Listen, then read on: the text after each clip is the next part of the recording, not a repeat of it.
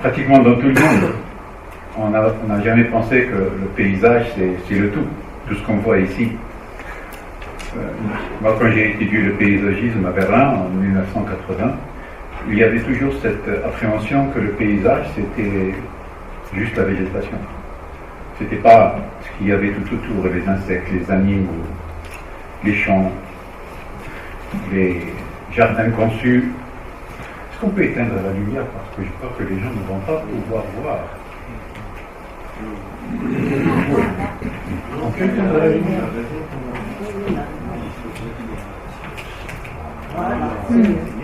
Madame, il faut que je sois à l'aise. J'espère que vous me le permettez.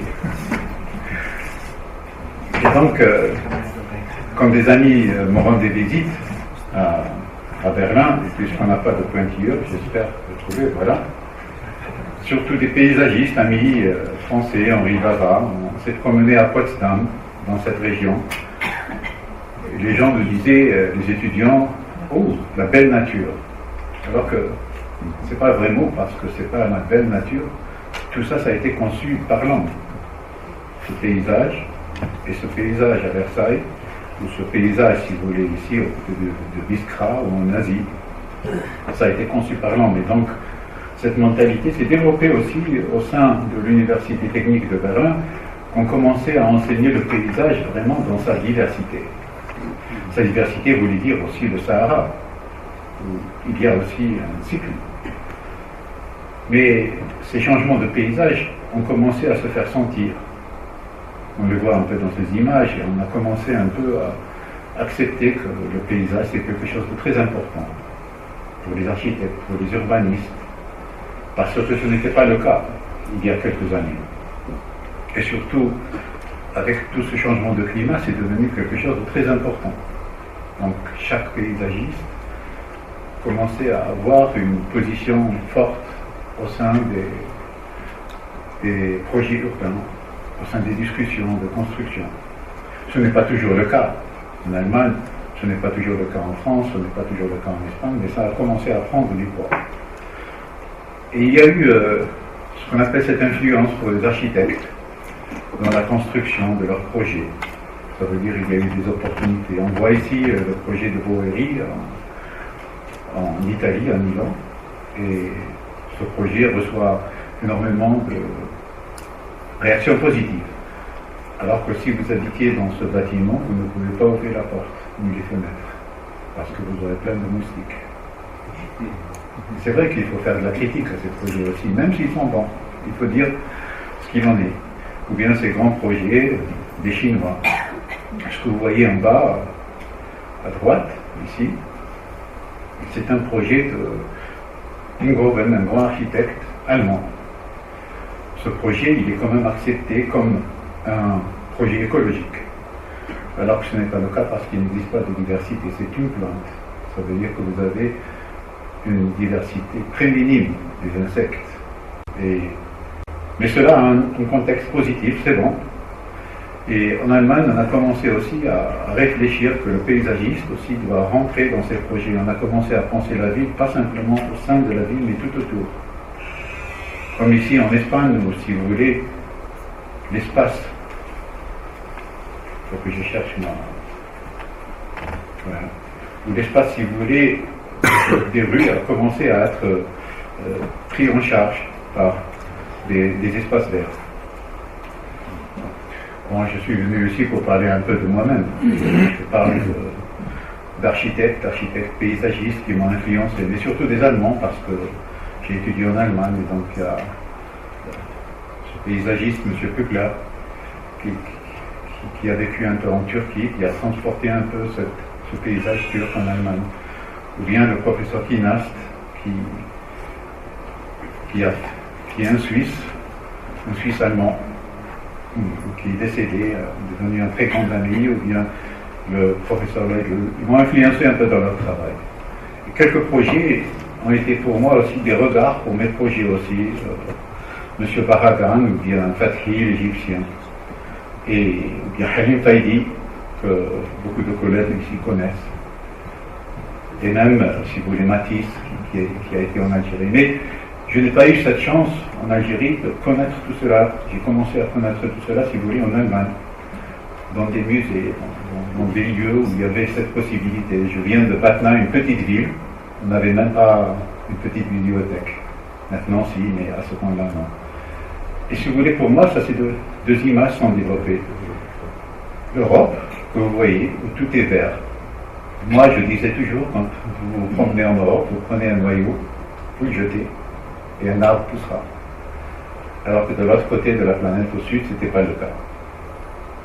J'ai commencé à travailler en 1974 en Algérie en tant que cartographe, pour faire des inventaires forestiers dans la forêt des Bénin, une zone aride. Je n'avais aucune connaissance du paysage, mais c'était la topographie qui m'avait intéressé, mais cette initiation elle était vraiment très bonne parce qu'elle a eu une influence après sur mon travail. La deuxième influence qui était sur mon travail, il faut que je cherche toujours, c'était d'avoir fait par train un voyage de Batna à Berlin. Et cela m'a permis, après chaque deuxième jour de halte, cela m'a permis un peu à contempler ce paysage d'abondance que je ne connaissais pas. Tandis que le deuxième voyage, c'était de Berlin jusqu'à Lomé. Et là, j'ai vraiment commencé à connaître ces grands paysages. Ça a été une influence très importante de mon travail. Bien sûr, l'université de Berlin, où il y a les musées de Berlin qui m'ont initié au jardin de l'islam, qui m'ont initié aux travaux de Racine, que je ne connaissais pas du tout, en tant que jeune batnéen.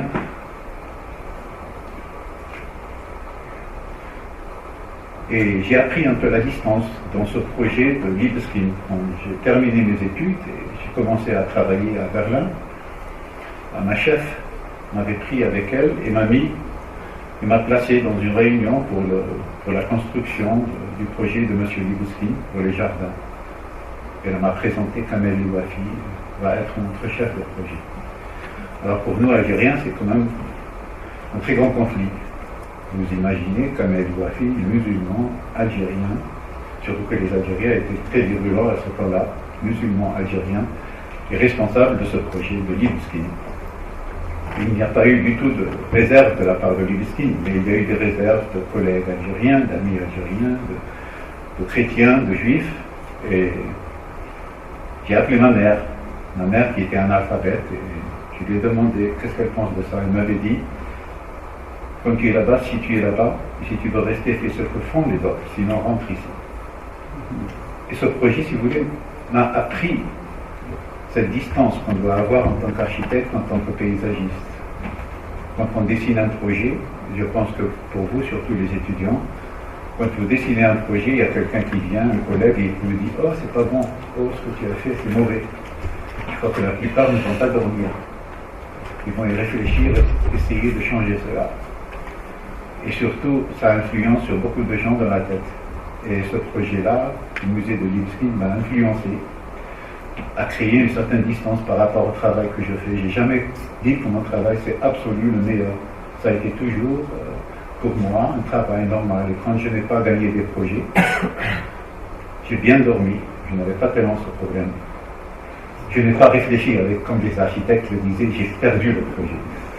Et je disais toujours à mon ami Rabbi Mahmoud, qui est en train de faire un livre avec le monsieur, quand il me disait toujours j'ai perdu le projet, je lui ai dit tu ne l'as jamais acquis, ce n'était pas ton projet. Et quand j'ai gagné le concours des jardins de l'exposition universelle, vous imaginez, tout jeune paysagiste, sans grande expérience soi-même, ça veut dire que dans un seul bureau j'ai travaillé, donc j'étais encadré par mes chefs, par des collègues. Mais quand j'ai gagné ce projet de à peu près 1,5 million de mètres carrés, ça a été pour moi une très grande crise d'abord. Et cette crise, j'ai pu la maîtriser parce que j'ai eu des collègues qui ont travaillé pour moi avec un très grand engagement. Et la topographie m'a aussi aidé parce que quand vous construisez, en Allemagne, vous avez des entreprises qui ont quand même une certaine responsabilité, mais aussi une certaine arrogance. Quand vous venez en tant qu'architecte paysagiste, ils se disent oh, le petit, qu'est-ce qu'il veut? Et je montre bien cette image, pourquoi? Parce que l'entreprise de M. Yanish, qui qui était en train de planter les arbres. Ah, je cherche toujours cette... Vous n'avez pas un... Voilà. Et j'arrive dans le chantier et il y avait une pluie torrentielle durant 3 jours et donc ces arbres étaient sous l'eau durant une semaine. Et il avait énormément peur que son investissement qu'il avait fait allait complètement être bousillé. Et quand j'arrive, je lui montre dans ses dessins qu'il y a une topographie dans ce jardin, qu'il y a une déclinaison qu'il ne pouvait pas tellement voir à l'œil nu, mais moi je la connaissais parce que j'étais cartographe et j'avais fait les plans et je lui ai demandé de creuser de creuser un petit canal ici pour évacuer l'eau. Et quand je reviens 4 heures plus tard, un homme très très fier de lui, il me prend la main et je fais comme les orientaux, il m'embrasse la main, et il m'embrasse. Et à partir de ce moment-là, j'avais, si vous voulez, le feu vert pour faire tout ce qui était comme expérimentation dans le chantier. Bien sûr que quand vous êtes paysagiste, je m'excuse, je crois que la plupart c'est des architectes, comme M. Giléli aussi. C'est pas une critique aux architectes, mais dans ce projet, quand j'ai réalisé, si vous voulez, ce projet, il y avait énormément d'éléments qui avaient à faire, pas avec le paysagisme, c'était les ponts, comme vous le voyez ici, c'était des constructions, et quand j'allais à l'administration, il y avait quand même cette méconnaissance du travail aussi de paysagiste. Et quand je déposais le dossier de permis de construire, on me disait toujours, dites à votre chef de venir. J'ai dit, mais c'est moi le chef quand même. Ah, mais vous êtes paysagiste. Et avec le temps, ils ont commencé à comprendre cela. Bien sûr que ce jardin de l'exposition universelle a été pour moi une expérimentation, une possibilité aussi de réaliser des choses que généralement on n'a pas beaucoup de chance de les faire, surtout avec le temps maintenant, il n'y a pas beaucoup d'expositions universelles, mais là c'était vraiment toute cette possibilité de travailler un peu comme ici à la Barragán et de réaliser des jardins qui sont complémentaires et, si vous voulez, très très très pris en considération pour la contemplation, pas simplement, mais aussi, si vous voulez, dans l'aménagement, si vous voulez, le recyclage et la réutilisation de l'eau des pluies. Vous imaginez, c'était déjà en 80. J'avais étudié, on ne me parlait pas du tout de ça à l'université. Quand j'ai réalisé ce projet, j'ai conçu aussi, je crois que le projet a été primé aussi, j'ai conçu aussi un jardin où on pouvait filtrer l'eau, l'envoyer dans un grand bassin, et si vous voulez l'expédier pour les toilettes, pour d'autres utilisations. C'était un projet, si vous voulez, phare à ce temps-là. Avec la transplantation aussi de plantes, si vous voulez, qui sont dans des listes rouges. Ça veut dire qu'il était pratiquement interdit à l'exposition de toucher dans ce terrain, de construire. Donc nous, on les a aidés. On a fait la transplantation, si vous voulez, de ces plantes humides dans le parc, qui sont devenues un concept du parc. Bien sûr, quand on avait gagné le projet et quand on a participé à l'exposition universelle, on a émis une certaine critique. Ça veut dire, j'ai dessiné, si vous voulez, des épouvantails qu'on voit ici. Et pourquoi? Parce que ces épouvantails devaient être une critique, si vous voulez, à l'exposition universelle, de rendre le sol imperméable. Ça veut dire, vous imaginez, c'était millions de mètres carrés. Heureusement que le jury n'avait pas compris cela. Sinon, il n'aurait jamais donné le prix.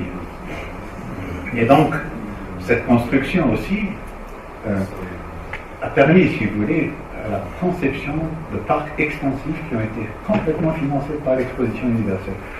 On le voit ici, on l'a appelé parc agricole parce que ça sonne mieux en français, chers collègues. Si on avait dit Landwirtschaftspark, on l'a appelé parc agricole et donc c'était un peu poétique. Et ce que vous voyez ici, c'est ce parc de 150 000 mètres carrés, si vous voulez, complètement financé par l'exposition universelle, mais un parc, si vous voulez, extensif, complètement extensif, qui était, si vous voulez, entretenu par des animaux surtout. Vous imaginez, vous dites, qu'est-ce qu'elle fait cette photo ici? Et ça, c'est, si vous voulez, c'est les épouvantails Moi, en tant que petit architecte, paysagiste, l'exposition me dit, Monsieur Louafi, on voudrait bien habiller, dans cet événement de l'exposition universelle, on voudrait bien habiller nos épouvantails. Ils font un rendez-vous avec Monsieur Karl Lagerfeld, allemand. Je lui rends visite à la place des Vosges. Ils font un rendez-vous, je lui rends visite à la place des Vosges. Moi, je lui parle en allemand, parce que lui, il parle allemand. Lui, il me répond en français, sans aucun mot allemand. Et il me dit, écoutez, moi j'habille les plus belles filles du monde. Et vous voulez que j'habille les épouvantails. Il m'a laissé repartir avec l'adresse de sa collègue Westwood, mais elle n'a pas fait. On aurait bien aimé qu'elle le fasse, mais elle n'a pas fait parce que c'est lui qui lui a recommandé. C'était des aventures avec cette exposition universelle qui nous ont laissé la possibilité d'exercer et d'essayer ce qu'on ne fait pas généralement dans un jardin, dans un parc. Mais ça nous a permis surtout, et quand je dis ça nous, parce que c'est pas simplement moi, c'est mes collègues, c'est les gens qui ont travaillé chez moi, qui étaient vraiment d'un engagement tout à fait particulier. Ils étaient comme moi, nuls. Expérience. Mais chacun de nous passait des moments devant des livres. On n'avait pas des ordinateurs comme vous maintenant, mais devant des livres en train de lire, etc. Et à partir de cela, il y a eu ce manifeste aussi. Donc j'ai eu cette possibilité d'écrire ce manifeste. Ce manifeste, si vous voulez, c'est un peu la philosophie de mon travail. Ça veut dire moi, je m'excuse de le dire, en comparaison avec les architectes, mon frère il est architecte, quand un architecte construit une maison, elle ne se gonfle pas, elle ne change pas, elle est toujours la même, sauf si elle devient une ruine. Mais tandis que le paysagiste, il faut qu'il apprenne dès le départ. Quand il commence à dessiner, que son jardin, il va se transformer. Aujourd'hui, il est autre que demain, qu'après-demain, que dans une année, dans 2 ans. Si vous voulez, il y a un changement, il y a des cycles. Il y a les 4 types de végétation. J'ai gagné beaucoup de projets en Orient, mais je n'ai jamais voulu vivre là-bas. Pourquoi? Parce que les 4 saisons m'ont manqué. Je viens des Aurès et on avait ces 4 saisons, même si elles étaient petites, mais quand j'étais en Orient, ça m'a manqué ces 4 saisons. Et ça, c'est la philosophie aussi de mon travail, qui m'a aidé aussi à créer cette naissance des arabesques. Gilles Ali en a parlé tout à l'heure. Pour moi, les arabesques, c'est le résultat, si vous voulez, de moments de la vie. Je voyais toujours ma maman, mes sœurs, mes tantes, pas simplement le kaftan, mais avec le habit normal. Il y avait plein de dessins, voilà, comme madame. Et donc, c'est quelque chose qui m'a imprégné dans ma vie. Et ce qui m'a imprégné dans ma vie, c'était ces ornements que j'ai vus dans les jardins de Versailles, de Renoir et Garten, surtout le style français. Et cela m'a permis un peu de réfléchir à mon style et d'essayer de créer cette fusion entre l'Orient et l'Occident. J'ai beaucoup aimé Al-Hamra parce que c'était pour moi le lieu, si vous voulez, où ces cultures se rencontrent, où ils ont vécu l'un à côté de l'autre. Et ça, ce n'est pas des projets que j'ai réalisés, c'est des projets où j'ai participé simplement. Et ça m'a permis aussi de développer des arabesques. Comme ici, je m'excuse, mais ils n'ont pas ici de... Non, on appelle ça un porteur. Non? Je vais vous offrir un. Alors, je montre juste ici un peu la différente composition de ces arabesques. Je ne peux pas aller plus loin. Et aussi, je me suis posé la question quand j'ai réalisé ce projet de l'opéra, comment créer dans le concours cette image, cette contrainte, parce que c'est très difficile.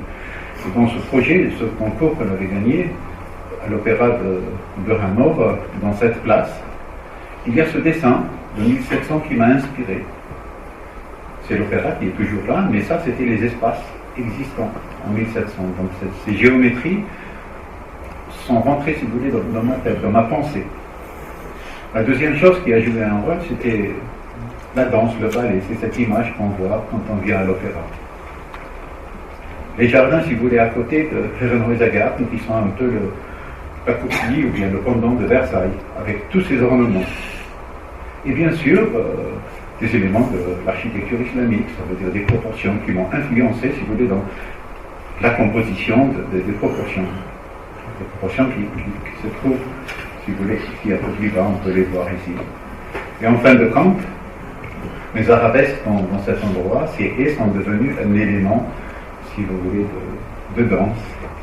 Ça veut dire les haies, comme vous les voyez ici, exprimer cela dans la forme, mais aussi dans, on dit en français, je m'excuse, je n'ai jamais travaillé en français, dans l'inclinaison, voilà. On voit ici un peu les différentes compositions des espaces, exprimant cela. Mais bien sûr, il ne faut pas qu'on oublie notre travail de paysagiste pour rester dans l'horticulture et de ramener, si vous voulez, des expressions aussi dans des arbres, dans les couleurs, et une composition, si vous voulez, générale, qu'on voit un peu. Mais je voulais montrer ici aussi que ce n'est pas simplement planter quelque chose, c'est aussi réfléchir à la forme. C'est un travail aussi technique qui est très important. Peut-être pour ceux qui ne le savent pas, j'ai raconté toujours cette histoire. La relation entre l'architecte et le paysagiste.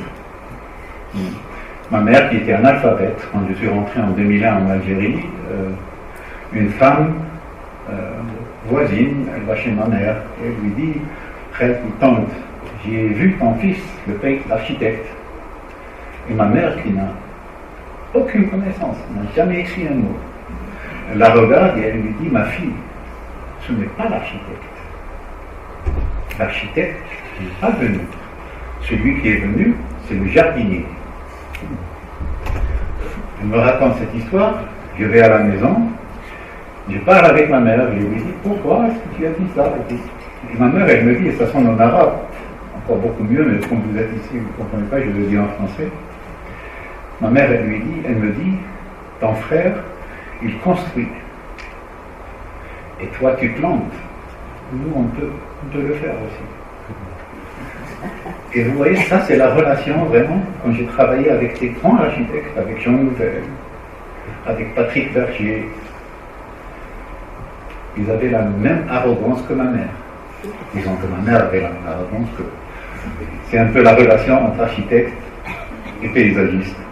Et j'aime bien montrer ces techniques, pourquoi? Parce qu'elle explique cela. C'est pas simplement facile de planter, il faut y réfléchir, il faut voir si la motte, la deuxième motte te laisse la possibilité qu'il y ait une connexion dans les plantes. Et ce qui est intéressant, c'est qu'il faut que ça devienne aussi une partie de l'espace urbain. Bien sûr que c'est toujours un très grand honneur quand il y a, si vous voulez, une ouverture, un événement. Quelques images sur des projets que j'ai réalisés qui montrent un peu cette expression des arabesques. Je voulais juste vous l'expliquer, si vous voulez. En bas, mon Dieu, en bas ici, c'est, si vous voulez, la place de Airbus. Et quand on avait fait ce concours, il était important pour nous d'exprimer, si vous voulez, un élément qui puisse avoir une relation avec Airbus. Et l'idée qu'on avait eue, Airbus, c'est la précision. Il n'y a pas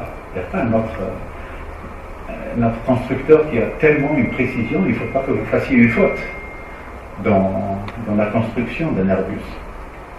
Et on avait présenté, si vous voulez, ces haies, que vous voyez ici en bas, qui sont complètement strictes, coupées, et qui expriment, si vous voulez, avec le sol, cette expression de la précision.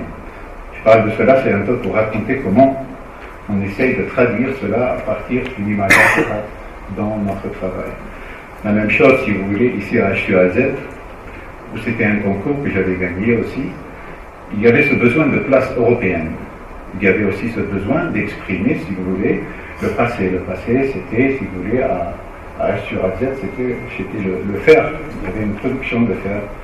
Et aussi une multiculturalité vraiment extraordinaire. C'est le plus grand taux d'étrangers par mètre carré et aussi d'habitants par mètre carré. Et donc dans cette place, où d'abord Monsieur Heller, l'artiste, avait fait un projet, je voulais de gré à gré, et un peu de démocratie, ce qui est très très bien. Le projet a été retiré parce qu'il fallait faire un concours. Et ça a été notre chance, on avait fait le concours et on avait exprimé cela dans une composition de haies, une composition, si vous voulez, qui s'inspire aussi de la calligraphie. Mais une composition, si vous voulez, qui raconte un peu cette histoire du jardinier. Ça veut dire que nous avons mis si vous voulez, des sculptures en France pour que dans 20 ans, 100 ans, quand on n'est plus là, le jardinier peut s'orienter à partir de ces branches de sculpture. Et nous avons exprimé, si vous voulez, une place des 5 continents. Et les 5 continents étaient repartis de façon à ce qu'il y ait, si vous voulez, ce que vous voyez dans les sculptures de France, il y a eu un reflet de cette culture, si vous voulez. Si c'est l'Europe, c'est le paysage de la Toscane, et aussi une plante de platane. Et c'est comme ça qu'on a exprimé, si vous voulez, cette diversité. Et ce qui est vraiment intéressant dans tout cela, ce que vous voyez, les jeunes, qui sont maintenant peut-être 8 ou 9 ans plus grands, de petites, les parents sont d'origine africaine, et ils vivent dans cette place. Ils sont devenus amis avec ma femme. Et quand les gens viennent visiter la place, elles font le guide. Et elles leur racontent que ça c'est la place de l'Asie, ça c'est la place, si vous voulez, de l'Europe, etc. Et j'ai beaucoup aimé, si vous voulez, que des petits ont compris tout de suite le concept. Bien sûr, je joue le jardinier, mais c'est juste pour la photo. Ce qui est intéressant, c'est la photo de droite, où on influence l'architecte. Monsieur Heller, si vous voulez, il a conçu ces bâtiments avec une telle façade qui reflète un peu les villes. Ça, c'est une anecdote du ministre. Et quand on me dit Kamel Ouafi, tu es un artiste, je dis non. Je ne suis pas un artiste, je suis un paysagiste. On a eu 15 sculptures parce que le concours, il était artiste, paysagiste, architecte. On avait des architectes comme collègues. Et quand on avait fait le concept de ces 15 sculptures, les artistes se sont plaints. Pourquoi est-ce que M. Louafi réalise ces 15 sculptures? On avait fait une réunion avec le ministre de l'administration et ils m'ont demandé d'expliquer le projet. Je leur ai expliqué le projet et j'ai dit que les différentes sculptures, c'est un concept qui rentre, si vous voulez, dans la composition des haies. Et les artistes, ils étaient vraiment convaincus, ils ont dit non, ok, on laisse M. Louafi. Et le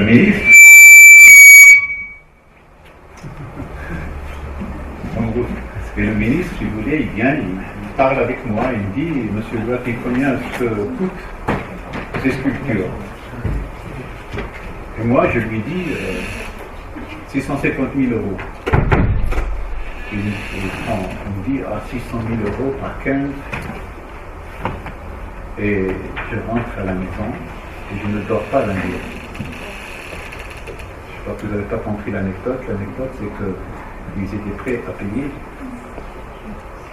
chaque sculpture pour 650 000 euros. Et nous, pauvres paysagistes, on a fait le concept de façon à ce que tout soit réalisé à 650 000 euros. C'est peut-être un avertissement aux jeunes. Quand vous faites des projets comme ça, essayez aussi d'être aussi arrogant que des artistes.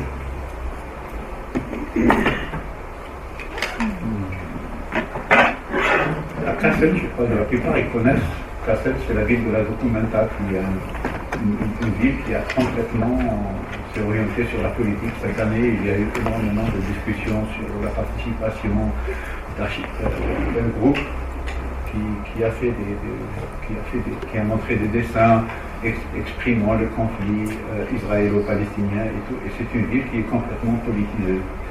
Et cette place qui a été réalisée en 1877 a été, si vous voulez, le thème d'un concours. Alors, comme ça montre un peu le travail diversifié d'un paysagiste aussi. Et dans cette place, il y avait, si vous voulez, une sculpture, c'était juste des escaliers avec une plateforme qui a été détruite la nuit, parce que l'architecte avait les droits d'auteur, et après 30 ans, il voulait complètement l'enlever. Ils ont fait un premier concours qui qui n'a rien donné. Et ça, après, ils ont fait un deuxième concours. Deuxième concours, on avait gagné ce projet. On a gagné pour une chose. On avait laissé toute cette place ouverte, accessible de tous les côtés, tout en nous inspirant si vous voulez, des frères Grimm qui sont nés dans cette région et qui ont exprimé énormément de fables dans leur écrit. Et nous avons exprimé toutes ces fables des frères Grimm, si vous voulez, sur les sculptures. Et ça a fait que dans ce projet-là, il y a eu, si vous voulez, un très grand nombre de membres du jury qui ont soutenu notre projet. Surtout sur la deuxième chose, c'est que à ce moment-là, on était un des rares paysagistes à exprimer des places où les gens pouvaient s'asseoir sans payer. Ça veut dire qu'il n'y avait pas simplement des terrasses de café ou bien où on mange de la crème, de la glace et tout. Et c'était une discussion très importante à ce moment-là. Et nous, on avait exprimé une place où il y avait des restaurants et tout, mais aussi la possibilité de la population de s'asseoir et de ne rien payer, juste pour contempler. Bien sûr que les Allemands s'orientent un peu toujours vers la culture française. Ils ont aimé cela parce qu'ils avaient dit c'est un peu Versailles, mais ouvert. Une autre façon d'expérimentation de notre travail, pas simplement avec les plantes, mais avec, si vous voulez, le minéral. Ici, à Tremplax, à Hanovre, dans ce concours-là, on s'est orienté à travers le trèfle qui est ici, si vous voulez, dans les armoiries. Et nous avons exprimé, si vous voulez, ce trèfle dans des dessins au sol. C'est la mairie de Hanovre. Donc on pensait à une place représentative, ça veut dire quand il n'y a pas de gens aussi, elle fonctionne, elle vit. Et c'est comme ça qu'on a gagné ce concours en exprimant, si vous voulez, ce trèfle d'une part dans le sol et dans les bancs, si vous voulez, qui protégeaient des arbres, si vous voulez, de 150 ans. Voilà quelques images. Bien sûr, c'est toujours une fête quand il y a quand l'événement est, si vous voulez, terminé, il y a toujours une fête dans cela. Ici, si vous voulez, c'est juste pour raconter qu'à la mosquée de Cheikh Saïd, qu'on avait gagné, on avait fait le premier prix, on a essayé d'exprimer ce thème de tapis. Le tapis simplement, pas simplement dans le jardin, mais en tant qu'élément, si vous voulez, de toute cette composition. Nous n'avons pas réalisé ce projet nous-mêmes, parce que il était important d'être là-bas présent tout le temps, mais nous avons accepté que le cheikh le réalise lui-même. Et il était très heureux de voir que cette composition des riz a été réalisée comme on le voulait. Ou bien, si vous voulez, dans la grande surface de la cour, le tapis a été gravé, mais d'une autre manière. Mais c'est des choses qu'il faut accepter en tant qu'architecte paysagiste, qu'on n'est pas tout le temps dans ce sujet. Ou bien ici, si vous voulez, à Biskra, je voudrais prendre juste le projet pour une petite chose. Ce que vous voyez ici en bas, ça montre un peu à Biskra la situation de l'eau salée. Nous avons construit un aquapark. Et c'était à ce moment-là une discussion sur cet aquapark. Est-ce que c'est vraiment nécessaire de construire un aquapark, d'utiliser toute cette eau, d'être aussi anti-écologique? Et on avait expliqué au Wali, on avait expliqué au maire pourquoi on avait choisi cet aquapark. Parce qu'il y a, si vous voulez, dans la première phase, on a de l'eau salée qu'on pouvait utiliser, qui contenait 15 grammes de sel par litre. Quand vous construisez un aquapark en France, vous prenez l'eau normale et vous êtes obligé de mettre 15 grammes de sel par litre. Et quand on avait expliqué cela, j'étais très impressionné, ils nous ont donné la permission parce que pour nous c'était très important si vous voulez, dans cette palmeraie à Biskra, c'était pour nous très important de concevoir un espace aussi pour des jeunes enfants qui n'ont pas cette possibilité de sortir, d'aller en Tunisie, d'aller en Europe, et d'avoir une possibilité aussi d'avoir des vacances. Et on est très heureux que le maître d'ouvrage l'a fait avec nous, et dans cette palmeraie. Ça veut dire que l'architecte, il faut qu'il soit aussi un peu du côté social engagé aussi. Ça, c'est très important. Je montre cette image parce qu'elle montre un peu ce que j'ai raconté de Hassan Fatri. Et là, avec mes collègues allemands, on avait conçu, si vous voulez, ce bâtiment avec une double paroi pour qu'il n'ait pas cette nécessité d'avoir, si vous voulez, une climatisation. Parce qu'on s'était dit, il faudrait qu'on trouve des moyens qu'il n'y ait pas de climatisation.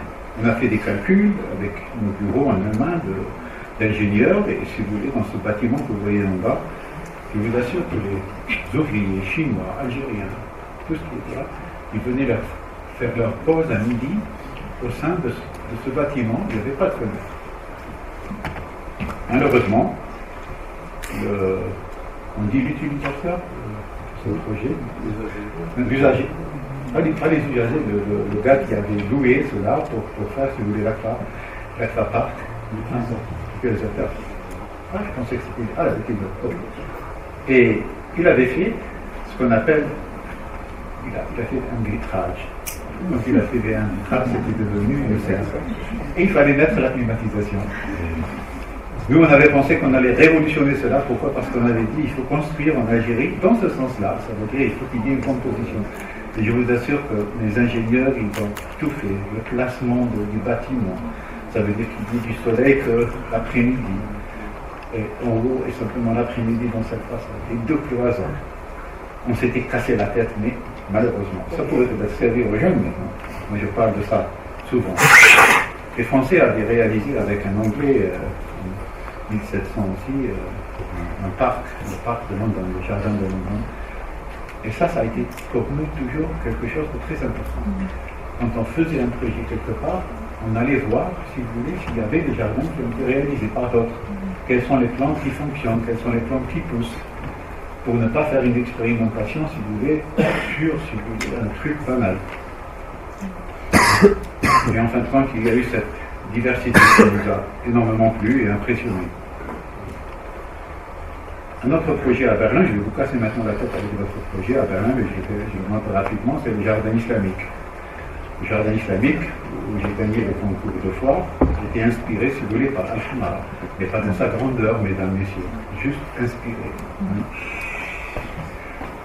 Nous sommes inspirés dans ce jardin de l'Oasis et un peu des jardins de la Perse, de Karbaha, avec, si vous voulez, le bas, avec l'ouverture vers le sol. Et donc, on avait présenté ce projet ici, que vous voyez dans la deuxième ligne, mais la ville de Berlin n'avait plus d'argent, donc le projet était complètement tombé. Et on a repris ce projet une année après. Et bien sûr, en tant qu'architecte paysagiste, vous pensez souvent à l'argent, dépenser de l'argent et tout. On s'était dit, ok, on soulève le jardin et on le clôture avec un mur, dans le concept hortus conclusius, comme un riad. On avait mené le projet avec toute une inspiration des arts, si vous voulez, je dirais islamiques orientaux. Dans ce projet, il fallait être toujours sur place, une explication. Soit chez les Marocains, soit chez les Oraniens, on en avait une équipe, on avait une équipe de Mostaganem, soit chez les Allemands, comme vous le voyez ici, avec des collègues allemands qui étaient vraiment aussi très engagés dans ce projet. Et en fin de compte, quand ce projet a été réalisé, il a exprimé ce qu'on voulait. Ça veut dire qu'on venait dans ce jardin du monde, il y a différents jardins. Jardin chrétien, jardin juif, renaissance, etc. Et quand vous rentrez dans notre jardin, ça veut dire quand vous approchez ce jardin, il est complètement cloisonné, vous ne sentez rien. Et quand vous rentrez, vous sentez, si vous voulez, ce petit paradis qu'on a essayé d'exprimer. Et qui a été bien accueilli, si vous voulez, avec toute cette diversité de plantes. Des plantes que nous avons adaptées, si vous voulez, dans une pépinière au nord de l'Allemagne, et on les a plantées dans des jardins qui ont résisté, si vous voulez, à certaines situations de froid, tandis que les palmiers, ils étaient emmagasinés durant l'hiver. Et cette image, elle exprime certains lieux au sud de la planète, mais pas au nord, à Berlin. Et ce qui est intéressant aussi, ce projet, maintenant, la ville de Berlin a fait une publicité pour sa ville avec ce jardin. Un des derniers projets que j'ai réalisé, ça c'est notre Versailles en Allemagne, c'est Herrenhäuser Gärten, mais c'est le 5e jardin. Il se trouve ici. Dans ce concours, mesdames et messieurs, il y avait dans le texte du concours qu'on ne pouvait pas faire des fondations plus de 30 cm. Je ne sais pas si la plupart des gens le savent, mais en Allemagne, quand vous avez un terrain vague ou un parc, il y a énormément de bombes de la Deuxième Guerre mondiale. Donc ce qui fait, c'était un coût extraordinaire de les faire extraire. Vous savez, quand on extrait une bombe à Berlin des toits, à centre-ville, c'est dans un rayon de 2 km, les gens sont obligés d'aller dormir autre part. Et dans ce parc, qui devait être rénové, qui devait être recomposé, qui est devenu un campus, avec le cercle tout autour, on s'est inspiré, si vous voulez, de ce jardin de 1763. Il y avait un canal dans ce jardin. Il y avait un canal dans ce jardin. Et c'était devenu pour nous l'élément le plus important dans notre concept de concours. Et on a exprimé, si vous voulez, ce canal. C'était pas écologique, mais c'était accepté dans une composition, si vous voulez, d'un matériel qui s'appelle plastique, qui est un peu plastique. Et ça veut dire qu'on n'avait pas besoin de beaucoup de fondations. Qu'on éliminait le soir, qu'il y avait des prises aussi pour la journée, que les étudiants venaient avec de l'électricité pour travailler. Et ce projet a été primé à cause, si vous voulez, de cette approche. Mais il y a aussi des moments où vous êtes, en tant qu'architecte, confronté à des situations un peu anodines, de racisme, de rejet, etc. Généralement, en tant qu'architecte, on ne veut pas du tout avoir affaire à cela. On essaie, si vous voulez, de se mettre out, de ne pas du tout discuter de cela. C'est tout à fait normal parce qu'on a des projets, on ne veut pas un peu avoir un conflit. Et quand j'ai réalisé ce projet à Rostock, c'est en Allemagne du Nord, quand je suis allé voir le site, j'ai vu des images qui m'ont rappelé les éléments de Rostock en 1992. C'était après la réunification en Allemagne, donc la droite est montée d'une manière très forte, extraordinaire. C'était vraiment des jeunes, hein? Et ils sont allés, ils ont mis le feu à Rostock. Les gens ont failli vraiment mourir dans les bâtiments. C'était surtout des Vietnamiens.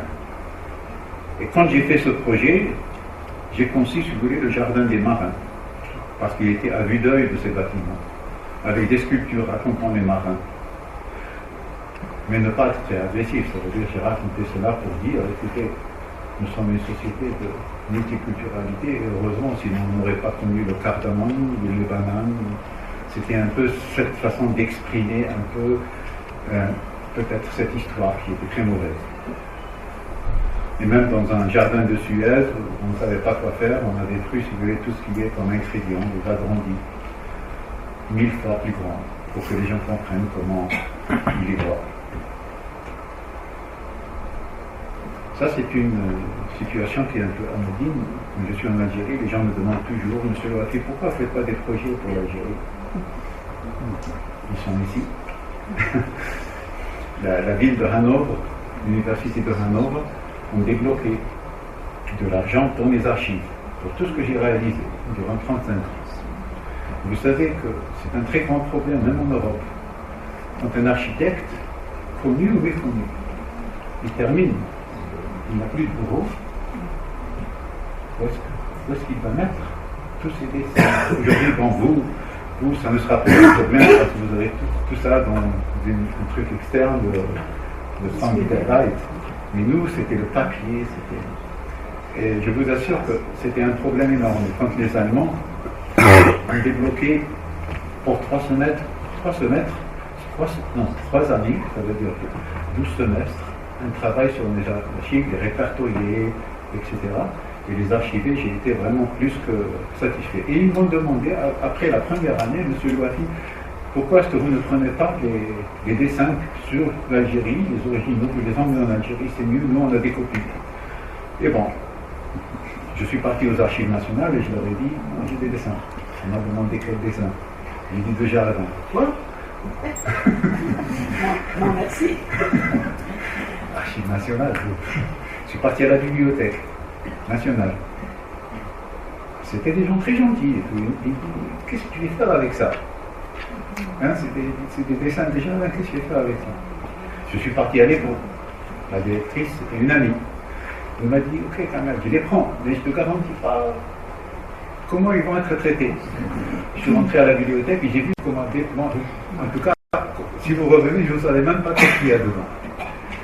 Et les glycines, j'étais chez eux il y a 8 ans ou 9 ans, d'ailleurs sur la recommandation de Frédéric Hirsch, le paysagiste. Je suis parti au glycine et j'ai vu des dessins de Corbusier, des dessins de Pouillon. Et je n'osais pas leur demander est-ce que vous voulez mes jardins paysagistes. On avait parlé avec cette dame qui était la directrice et elle était émerveillée et elle les a pris, ils sont répertoriés, ils sont accessibles, si vous voulez, ce que vous allez voir maintenant, ils sont accessibles, si vous voulez, pour chacun. Et ici, je tiens à remercier Madame Wolbert, qui est ici l'ambassadrice allemande. C'est elle qui m'a ramené, c'est elle qui a financé, c'est elle qui est à l'origine de mon exposition, de l'Orient rencontre l'Occident. Et elle était là et elle les a remis officiellement. Pourquoi je raconte ça? Parce que tout ça, ça m'a occupé, même quand je n'étais pas paysagiste. Cette phrase, si vous voulez, de Khaled Yassine m'a énormément émerveillé sur l'ouverture de la mer. Et quand j'étais à Alger, à la place des Martyrs, en tant que jeune, j'avais le livre et je regardais un peu la mer et j'essayais de comprendre. Quand je suis devenu paysagiste et j'ai travaillé dans ce domaine, c'était devenu quelque chose de très important pour moi. Vous savez, on avait commencé en l'an 2000 à réfléchir à la situation catastrophique de circulation et de construction à Alger. Je ne dirais pas qu'ici, on m'avait demandé, M. Bouafi, faites-nous un projet pour sauvegarder la façade maritime. C'est ce que j'ai fait en réponse un peu au travail du Corbusier, sans le critiquer, mais en réponse. Je voulais ouvrir cela vers la mer. Ça veut dire qu'on avait imaginé une extension du territoire dans la même composition comme elle était. Nos cousins, ici, en 2001, à Dubaï, ils commençaient déjà à faire une extension de leur village sur la mer, malgré qu'ils avaient un terrain complètement supérieur. Mais j'ai présenté ce projet en exprimant un peu cette idée de mettre le tout ici, les trains, les voitures, les parkings, le tout sous cette extension. Et même les trains qui passaient ici. Et comme ça, on pouvait sauvegarder, si vous voulez, cette façade maritime. C'était il y a plus de 20 ans. Vous savez, il y a Nersueli qui m'avait dit si on pouvait retourner en 2002. Et c'est dommage parce que c'était un projet vraiment écologique, c'était un projet qui pouvait ouvrir d'autres voies. Maintenant, je vous raconte un projet aussi où j'ai été vraiment très frustré. C'était, on voit ici, si vous voulez, la mosquée qui a été construite par des Allemands. Et il y a eu, si vous voulez, un projet dans cet espace. Il y a eu un concours et ce concours a été très mauvais, donc il a été annulé. On m'a appelé, on m'avait dit, M. Bouafi, vous ne voulez pas participer à un concours? J'ai dit, je ne suis pas inscrit dans la chambre des architectes, je ne peux pas. Et on m'avait dit, ok, mais faites ça avec des Algériens, c'est bon. J'ai fait ça avec ACLI, avec le CBK. On avait remis un travail. Écoutez, ce que je vois ici, c'est pas mon travail, c'est le travail du CNRI, je vois ça par avion. Et quand je suis au sol, c'est ce qu'a réalisé le CNRI. C'est un bureau étatique, mais sans aucune capacité intellectuelle pour ce genre de travail. Vous voyez, c'est ce qu'ils ont réalisé. Je montre un peu que ce que nous, on avait pensé. On avait pensé, si vous voulez, à un jardin vraiment botanique, inspiré aussi du jardin d'essai qui se trouvait, si vous voulez, à quelques kilomètres à l'est. c'était cette idée qu'on voulait transporter, cette idée de diversité, de durabilité, inspirée, si vous voulez, ce que vous voyez en bas, de toutes ces images culturelles qu'on a dans la société arabe-musulmane. Un jardin, si vous voulez, exprimé dans une culture, si vous voulez, par exemple, au milieu, si vous voulez, ici, avec une forêt de pins, où les gens pouvaient venir jouer, s'asseoir, avec des jeux d'enfants, avec une diversité d'usages, si vous voulez, avec des îles, bien sûr avec les arabesques. Et le tout, si vous voulez, ces formes, ceux-là sont inspirés par cette jetée. Nous avons reçu 150 points, mesdames et messieurs. Le CNERU a reçu 60 points. Mais malheureusement, il y avait un règlement qui était inscrit dans le concours. C'était au moins 10 ans. Je ne critique pas l'administration parce que M. Le Weli, à ce moment-là, M. Chafa était mon frère de lait. Et il avait des mains liées. Il ne pouvait pas changer cela parce que son administration avait écrit ce mot et ce texte. Voilà. Et voilà comment, des fois, des projets sont détruits. Je parle de cela ouvertement, sans exagérer, mais moi je ne travaille pas. Et bien sûr, tout ce temps-là, en tant que conseiller du Wali, avec, vous connaissez Janel Clouche, de Paris, Ali Ambrouche, Abdelrahim Kafian, Boubzari, on était très occupés avec ce projet et moi j'ai essayé un peu de traduire mes idées parce qu'à chaque fois quand j'étais dans l'hôtel, j'étais en attente à l'aéroport, j'avais un petit calepin, j'ai dessiné tout cela et je les ai mis au propre tout en exprimant, si vous voulez, une expérience des fenêtres vertes. Comment est-ce qu'on pouvait les concevoir dans le parc du Pto, donc Ali Ambrouche et Janel Clouche.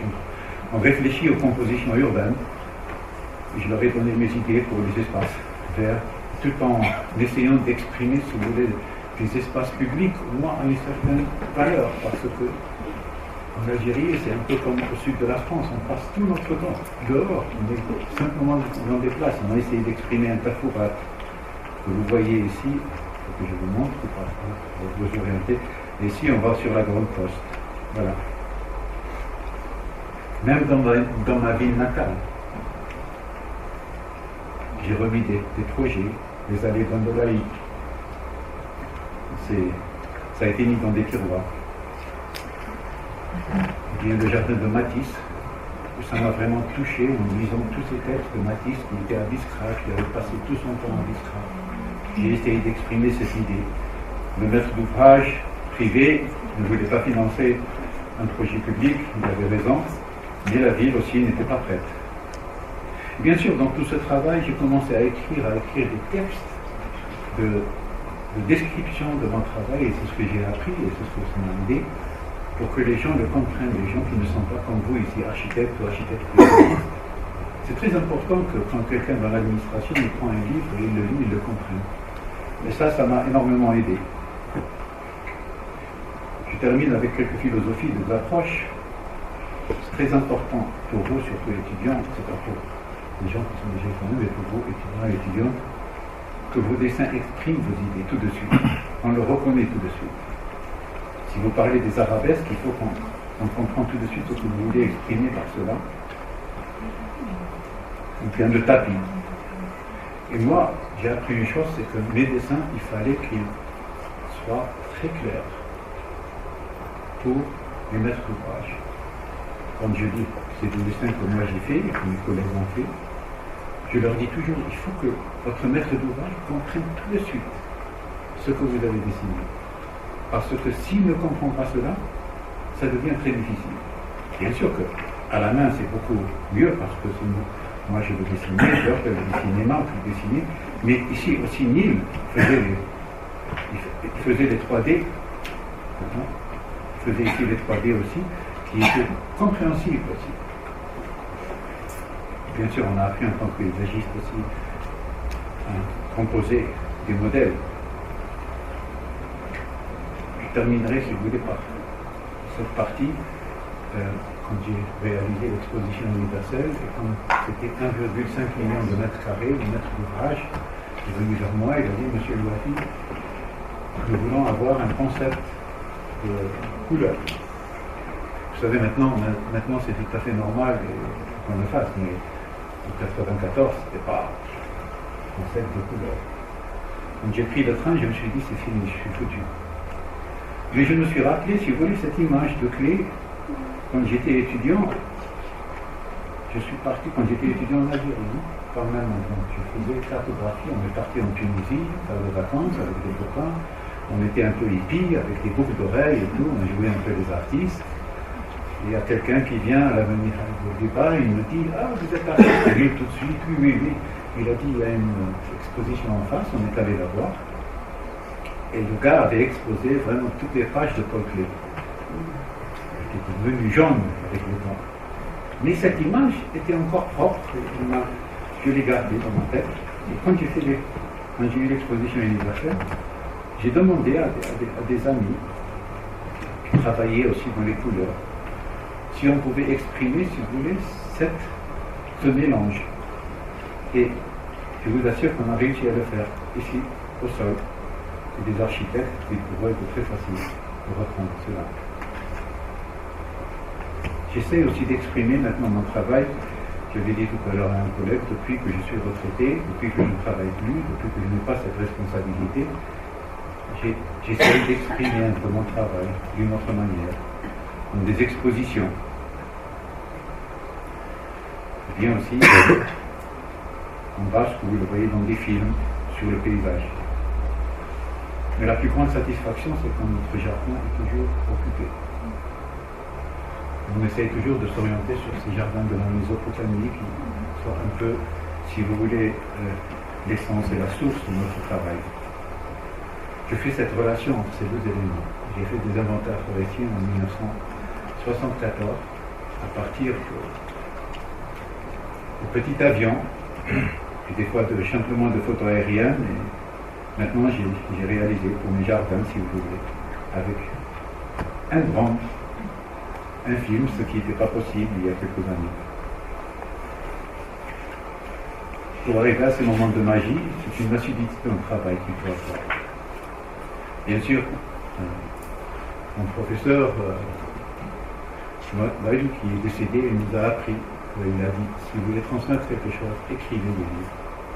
Et c'est ce que j'ai fait, ce que j'ai eu la chance de le faire. Et j'ai ramené ici le monsieur Aki en bouche. Vous pouvez le prendre. C'est des feuilles, on peut commander le livre. C'est monsieur Aki en bouche. Vous lui dites que je fais la publicité pour ça. Et quand un architecte paysagiste, il travaille plus, qu'est-ce qu'il fait? Il commence à réfléchir à des projets aussi fous que cela. C'est un peu les arabesques dans la Neue Galerie, le Bis Fondaro, à Berlin. Ou bien, si vous voulez, le Parvis de Beaubourg. Ou bien ici un dialogue avec les arabesques de Jean Nouvel, avec la place. Nous sommes en discussion pour peut-être une réalisation avec mon expo. Et aussi faire des projets qui sont un peu fous. Puisque vous êtes français, je termine avec cela pour vous. Monsieur Macron avait décidé unilatéralement de rendre des objets d'art à des pays africains. Et il y a eu un scandale au niveau de l'Allemagne, au niveau de l'Angleterre, au niveau de plusieurs pays qui ont eu aussi des colonies. Et j'ai appris à travers un voyage. On a en Allemagne à peu près 2,5 millions d'objets. On sait simplement que c'est une bouteille, c'est un verre d'origine du pays, sinon rien. Vous savez combien en Angleterre? Comme ça? 7 millions. Le secrétaire de M. Macron avait lui-même dit qu'il y avait 1,2 million. Et à ce moment-là, j'ai développé ce projet de la pyramide. Ici, elle est au niveau de la baie d'Alger, et ici, à la place de la Concorde. C'était juste un peu au début pour s'amuser avec Robert Meiknecht, qui a recouvert, si vous voulez, l'Arc de Triomphe l'année passée.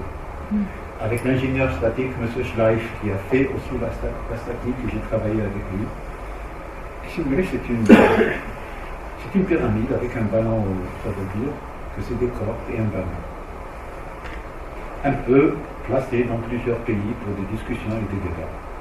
Parce que je suis un peu naïf comme vous. Et je pense que c'est juste pour discuter et débattre. Je vous remercie. Merci beaucoup.